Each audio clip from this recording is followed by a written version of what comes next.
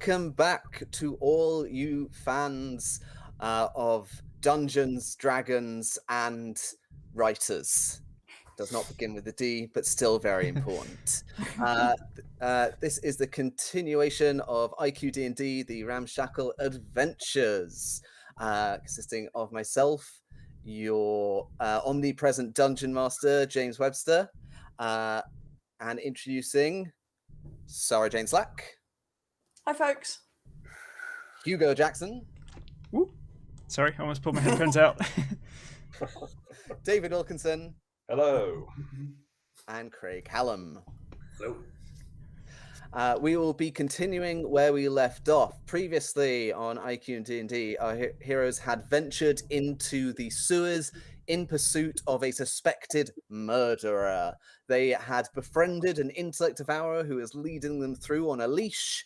And as they approached a main chamber where it seemed the person they were seeking was hiding, they were all hit by a sleep spell that knocked them all out for the count.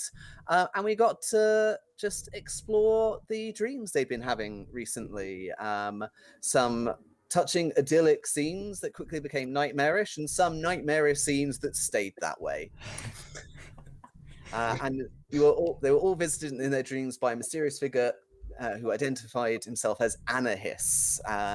And who knows, maybe you'll see more of him. We begin this session as everyone is starting to wake up as the dreams fade away and a faint flickering light fills your vision. So I'm just going to move the map on the Roll20. So you should now be able to see a bit more of that big room that you had found. And your character tokens should be located on a miscellaneous pile of various debris and refuse.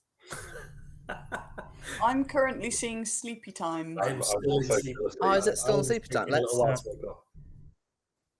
How about Here we go. now? There we go. Yes. Apparently none of us are morning people. Why did we like? Hang on, I was down by that entrance. You were. While you were, someone moved you. Oh, great. Well, now you're on the shit pile. Get used to it. Apparently, they thought you'd be more comfortable on this very pile of debris than you would have been on the cold, stank floor. I'll tell you what. At least slightly softer. This is entirely familiar for Jack Pilliarkin. Yeah. And as you wake up, you see in front of you the figure that you all saw in your dreams, Anahiss, standing to one side, kind of with a not unfriendly expression on his face. He's still a little green-skinned, but as you all start to wake up, there's kind of a shimmer down his skin, and it becomes a nice kind of tanned Mediterranean olive color. And so, as he sees you waking, he says, "Glad you could all join me. I hope you're none the worse for wear. Thank you again, Alan, for the advice on my complexion. Glad. Hopefully, I won't stand out too much now. It's always a trial when you have to work out a new culture and how they look." And I'm going to ask everyone to make me a perception roll. Right, I'm done. Cool. What do we get? I have 13. What's DC for me? Sorry, so 13 for Hugo. 16 for me. 3 for Captain Wendy, and for David Sostrak. 10. Okay, so on a 16, so I think Alan is the only one who sees this. There is kind of on the other side of the room, kind of near where you entered, there is kind of like a blur around there. Kind of just did a ping on the map, so I'll do another ping there. There's just a blur, as if something was there but obscured. Sorry, could you just ping that again? I think Yeah, absolutely.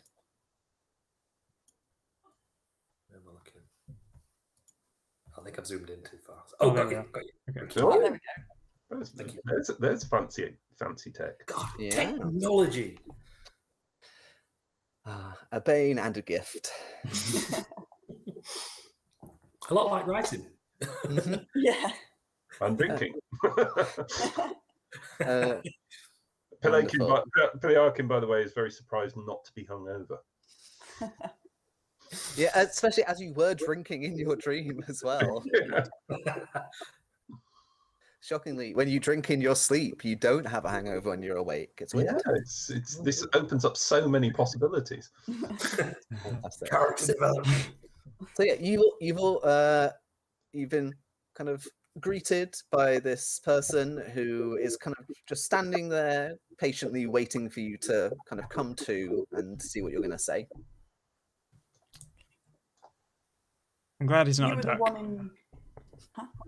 I'm glad he's not a duck. Do you say that out loud, please? See, folks, this is why you have to watch every episode. Right, you thing. Yeah, I'm just going to kind of like wait for the Right. more charismatic, intelligent people to talk. I think we have an agreement that no one's going to hurt anyone and no one's going to go near anyone. Is that true? Certainly, that's what I'd prefer, if we can just work this out. Civilized. Good. Now, you are aware that you've already committed a crime under the Metaphysical Assault Act. You put us all under a sleep spell without consent. So this is where we're starting. And that's a crime here. Yes. Putting people under asleep without their permission. Surely that's a crime everywhere. I can assure you it is not a crime everywhere. Well, come on then. Pony up. What's going on? Well, good.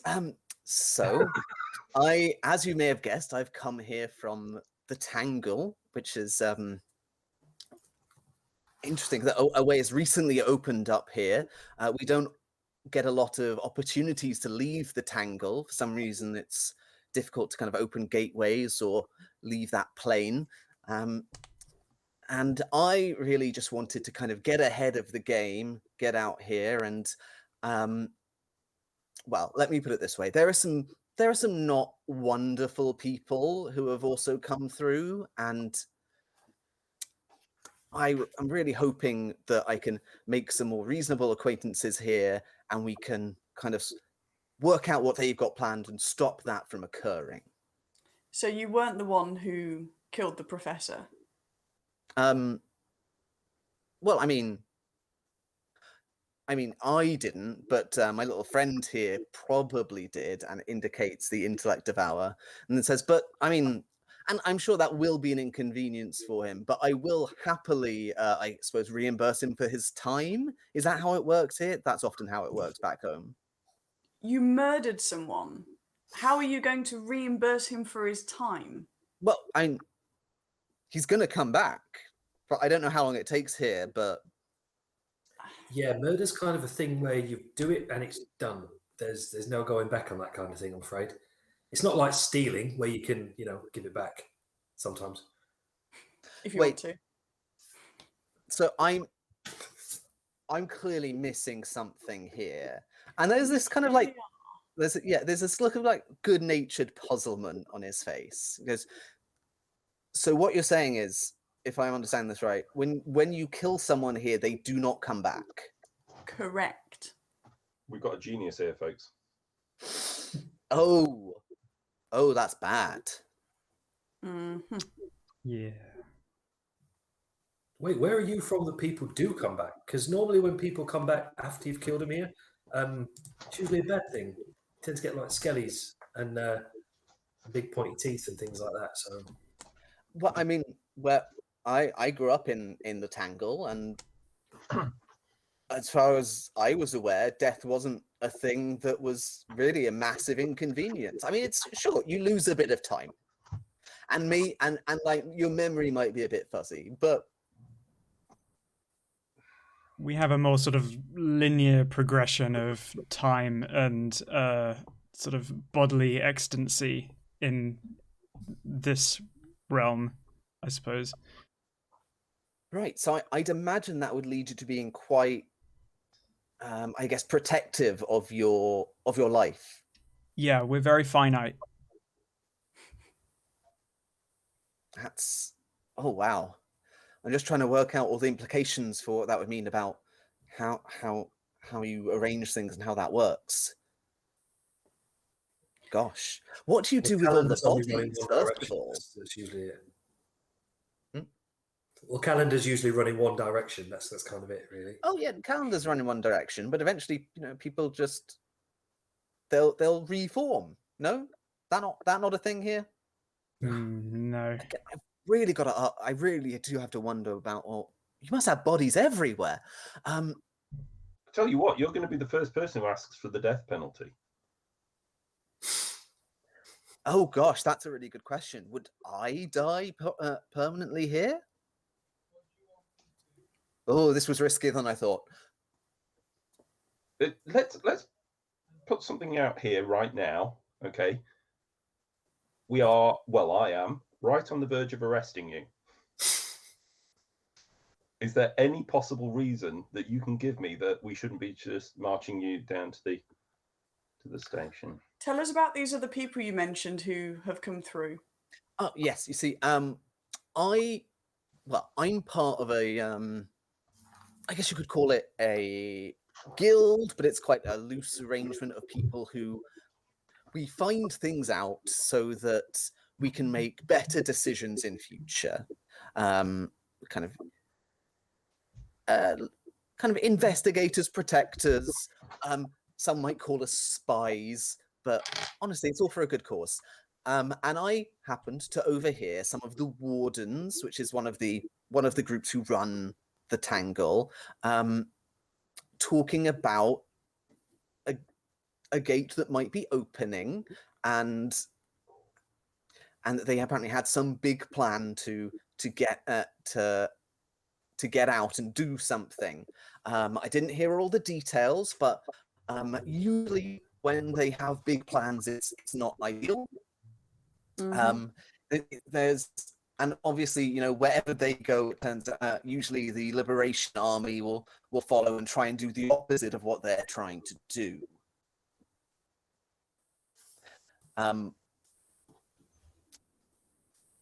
So really, I'd say that the reason you shouldn't arrest me, Yeah. is because I can be very helpful to you in terms of staying ahead of this station, trying to make sure bad things don't happen to your city.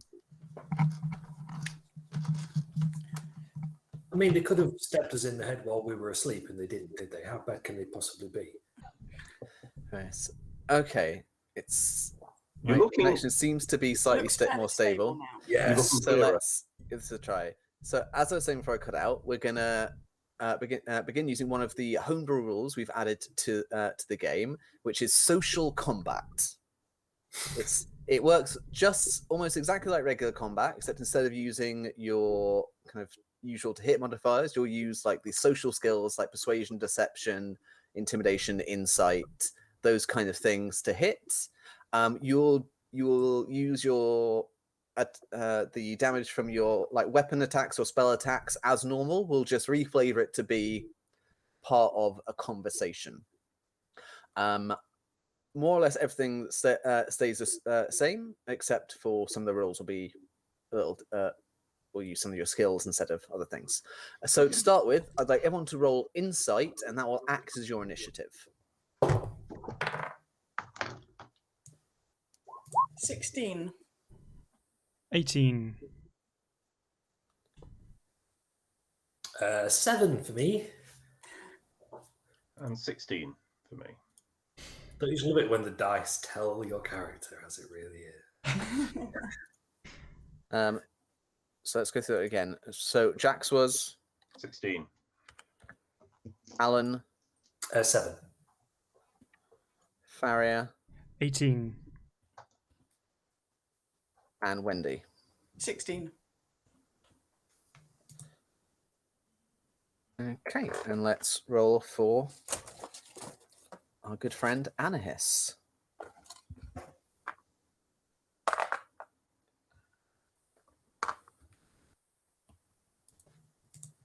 When James rolls, it looks like he's doing it on the floor.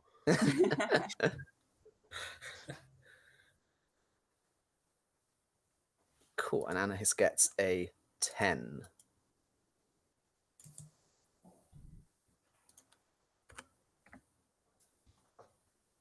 And I'm going to take Ick out of the initiative order because Ick really lacks the capacity to take part in social combat. You just lean around Anahiss's leg and go, yeah. Anahiss gets advantage. Well, but also Ick is kind of torn on its loyalties right now. So Aw. phenomenal. So what I'm going to say is that once this resolves, when either you lot or Anahiss are on 0 hit points, or when someone decides to run, the situation will resolve in a way that benefits them. So if you defeat Anahiss, Anahiss will agree to come quietly with whatever you decide to do. Mm-hmm. If Anahiss wins, that means Anahiss will either escape or you will think better of trying to arrest him, whatever feels right for how the kind of conversation goes.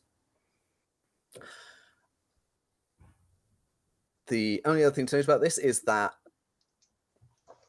it probably won't be on this occasion, but for when we use it in future, social combat can absolutely be deadly. The consequences can still very much be life or death. In this case, this would mean that if you did want to kill Anahiss at the end of this, then you would basically have gained Anahiss's trust or obedience, and then you would quietly knife him as he came quietly. Jack, no. That's how we roll. I want to get paid. Yeah. I want to get paid. So, without further ado, I believe first up is Faria. Oh no. Oh, I don't have a plan. Also, as well, movement is also a thing you can do. So, in terms of moving to gain either flanking or sneak attack, still works as normal. Okay. So that can be social combat, things like prying questions like, how do we know you're not from the whether you're what side you're on? We don't know either of these things. Yeah, absolutely. Okay. I will step off the debris and come forward. Say, so do I roll first and then ask a question? No, decide what socially you would do, and then we'll work out what role that should be. Okay. Okay. You obviously have powers that are far beyond anything that we can reach. How do we know that you're not just playing with us? You've told us that you want us to keep you safe. You haven't really shown exactly the same courtesy to us. How do we know we can trust you? Super. This sounds very much like it's an insight roll. Okay. So you're trying to gain some understanding of Anahiss's thought process via how Anahiss responds to this question. So roll me insight, and that will be your attack roll. Okay. It's not very good. It's 6. Okay. What I will also remind you of is that in terms of the house rules, we also have a system called Entreaty, which one of the things you can use that to do is to give yourself advantage on a roll by asking for help from one of the kind of like beings of story and tropes that exist in this setting. You don't have to know which one it is ahead of time because I haven't told you who they are yet. But for example, as you are trying to work this person out, one of the entities that you could entreaty is called Puzzle Maker. It's about working things out, but also about kind of playing tricks on people. but also making rules. And when you do this, you will, after this combat, be given a small task to undertake on behalf of this kind of pseudo entity. You don't have to do entreaty now, but I'm just making sure that you know the tools available to you. Okay. Don't think I'll use it this time. Cool. So you find it really hard to get a read on Anahiss. Something about Anahiss's body language is just really alien. He's not responding or moving or displaying any of the facial tics you'd expect from the people you've met in your life. So Anahiss's response to this is, well, I think really if we're going to have a working relationship where we can demonstrate trust to each other, we'd have to get to the stage where the threat of arrest was no longer hanging over my head. And that's as far as we get. So next up is Jack.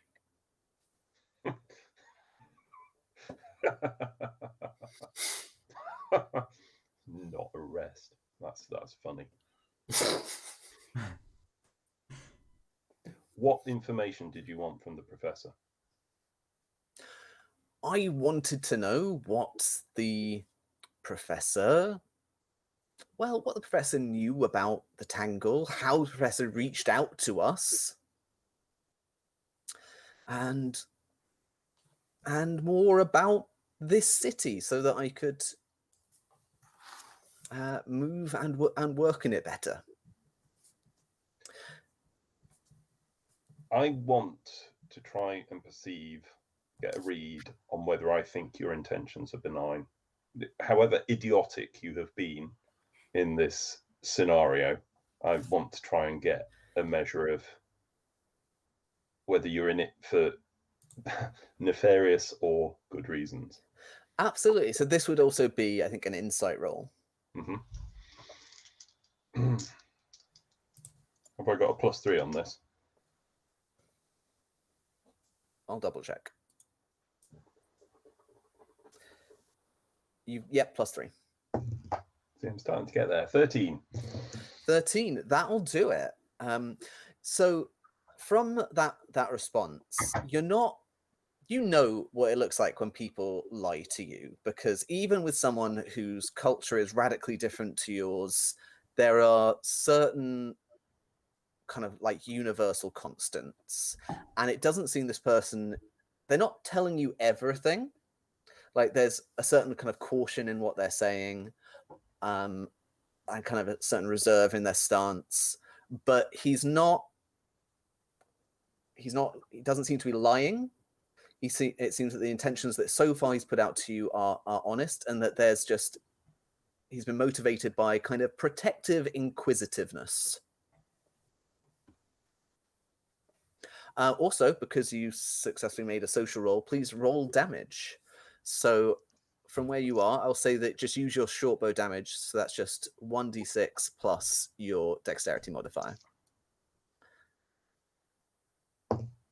4 + 3. So was that 4 + 3? 4 + 3. Fantastic. 1 second. I still find it really weird that there are numbers on the 6-sided dice.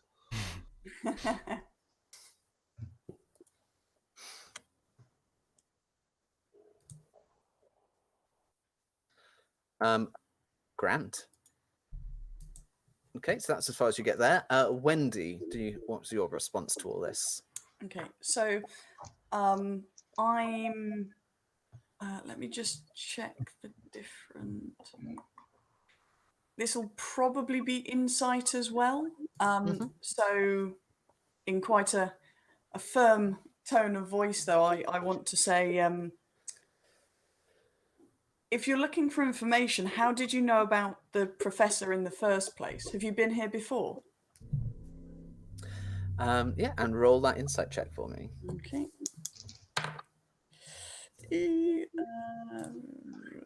So that would be +3. So that is 14. Yeah, that'll do it as well. So Anahiss kind of pauses for a second, as if weighing up whether to answer this question, and then just comes out with, I knew to seek more information from the professor because Professor Mab is the one who reached out to Tangle. The professor found a way to get a message through without fully opening the gate. Sadly, the message was not very targeted, which means that several people and organizations in Tangle received it. Once I got wind of things, I thought, well, I'd best try and get in there to find what information I can and make what allies I can, so that I can try and mitigate the damage. Okay.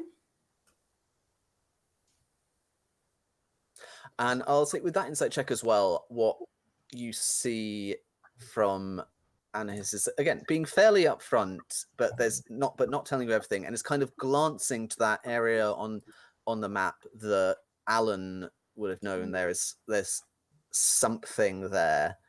But to you just looks like an empty bit of space. Okay.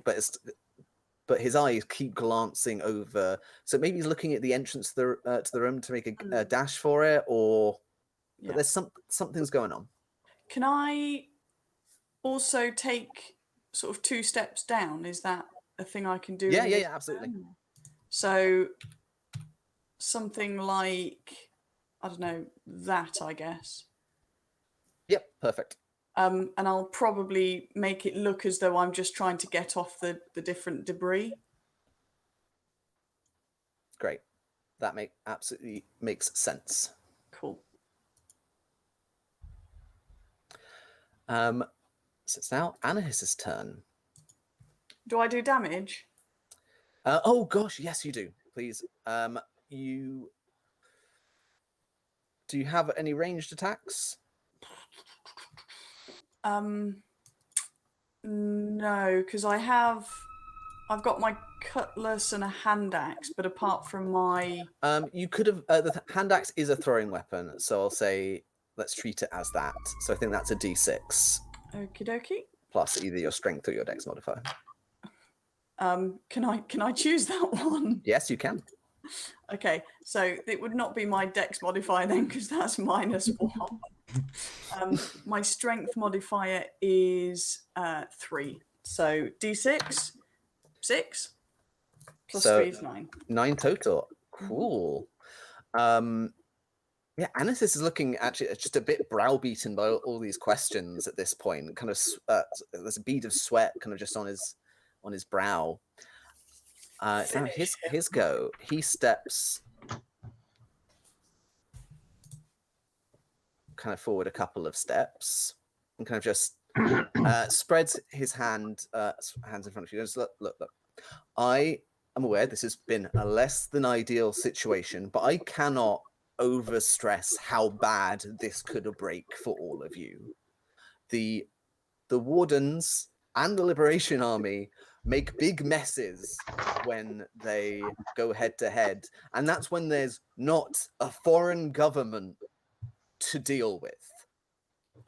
Your best shot of understanding this situation and stopping it messily exploding is to work with me.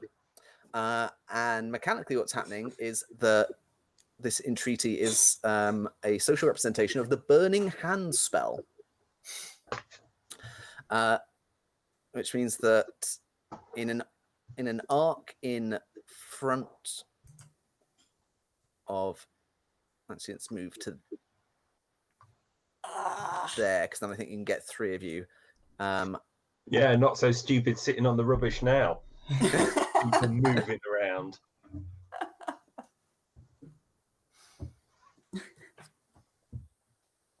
Cool. So could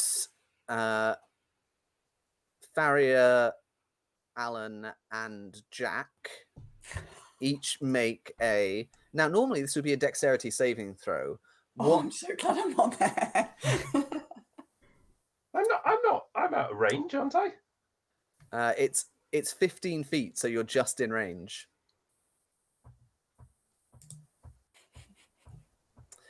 And what am I doing? You are making a check of some kind. Let me work out what it would be. Sorry about this.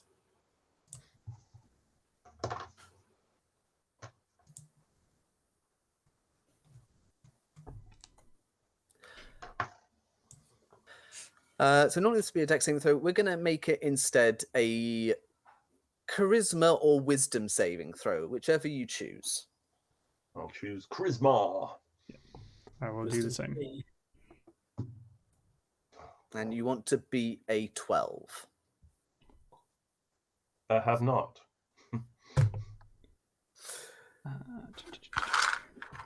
14. Ooh, nice. Charisma's my spellcast modifier, so I'm like, yeah, I'll take that. Okay, and that was a annoyingly low roll. So those of you who failed, please take 6 damage. And Farry will take 3 damage. Ooh. Bring you down to 1. Singe your whiskers, Farrier. Yeah. Yep. And next up after this impassioned entreaty, it is Alan. So Alan, again, you kind of felt the weight of that argument a little bit.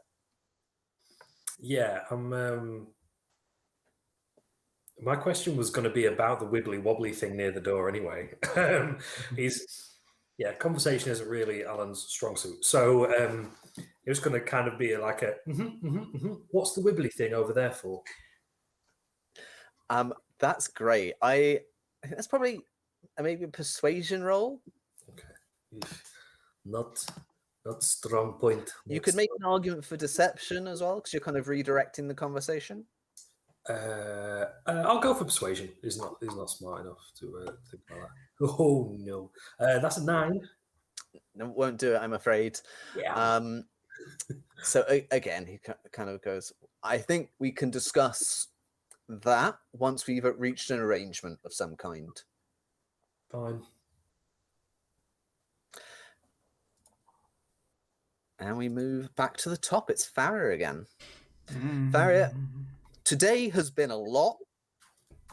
You've been psychically attacked. You've been physically attacked. Now you're having a conversation where it's clear you don't have all the information, but with someone who has definitely accidentally killed someone. Yeah. The consequences feel very real, and you're very tired. What do you do?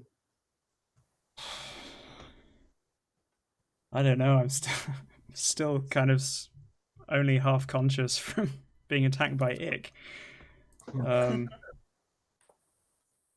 goodness me.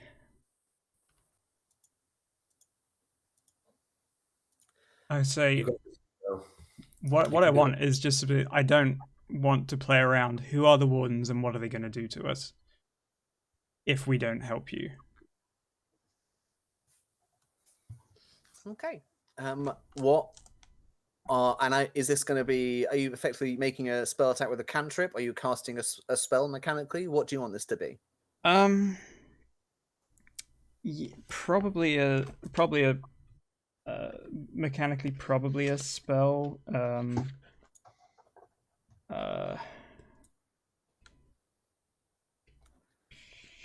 Probably something akin to. The spell I have is Chaos Bolt. I feel like it's kind of representative of, look, I'm tired, I'm had enough, just get on with it. Tell me why. Yeah, that feels absolutely right. So how does Chaos Bolt work? Is it an attack roll? Let me check. Ranged spell attack.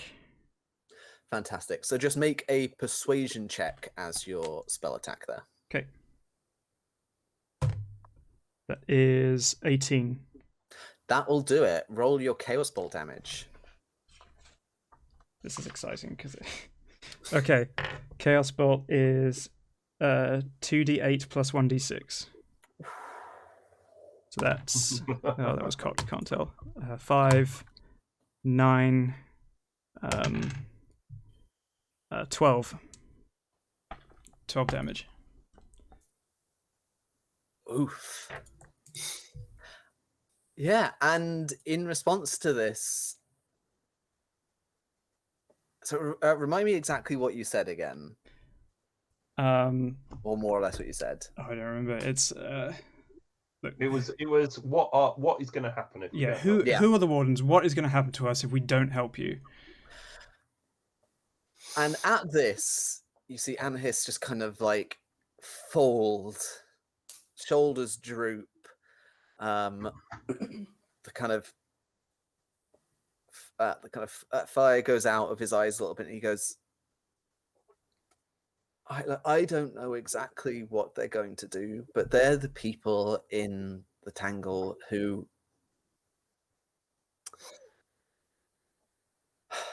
they try mostly they try and stop other people leaving. They'll tell us that the world out there is awful, that the people out there are all barbarians and will want to kill us, and that there's something right and pure about where we live and the way we live, when really we're very isolated and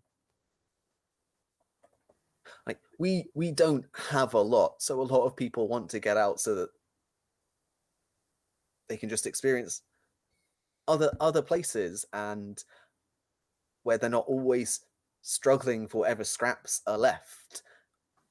But the wardens don't want that, and they'll do almost anything to ensure that doesn't happen. And I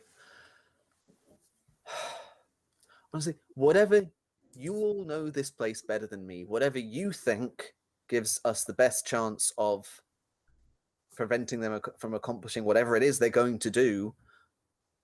If that means arresting me, fine, do it. Sounds more like a refugee than an invader, honestly. Yeah, I don't I'd think agree. we really need to be arresting anyone, do we? There has to be consequences for what he did. Yeah, sure, but they can come much, much later. Yes, okay, right. Yeah, sure. We'll help out with this, and then we'll put in a good word with the warden, not the warden, what are they called? The orderlies. The watch. The watch, the orderlies. We'll put in a good word with them. But there does have to be a consequence, but I'm not going to pursue... I'm going to get paid. It'd be great. So yeah, we can sort this out first. Yeah, I want a promise that he's not going to run off though. And he just looks at you again with that tired look in his eyes and says, I promise you, whatever consequences you think are fair for what's happened here, clearly I've done something wrong and I misunderstood how this world worked, and I will do what you want to make it right, because clearly going it alone wasn't working. Well done, Faria. Can I go to bed now? Go on, go have a nice lie down on the rubbish. So who are these? I mean, I think I might be a bit confused because the wardens have a name that makes them sound like they're probably like the Watch and they're quite nice people, but then the Liberation Army has a name like they're nice people, but then so who's just paring it down for me? Who's the bad guy exactly? I'm not really sure how to answer that. I mean, they, as groups, they both have the capacity to do some quite bad things. Right. So who are we trying to stop? Yes. Cool. Great. Just let me know when you figure it out. Surely we're going to stop all of them. Perhaps you could be of some help in figuring that out. Now, obviously, I've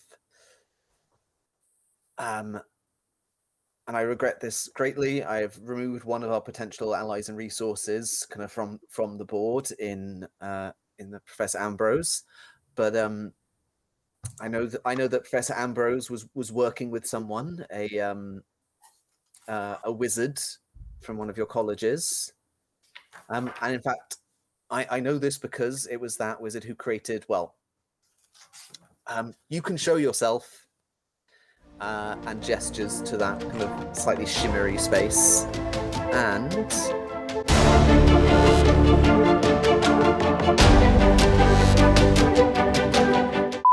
Wendy hasn't perceived anything yet in this game. Oh no, when literally at the moment she has failed, I think, every single one of her perception rolls.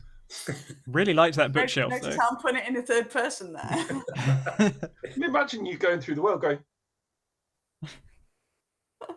I'm quite, as a human being, I'd like to think I'm quite perceptive. So I'm, broadening my acting range here, folks.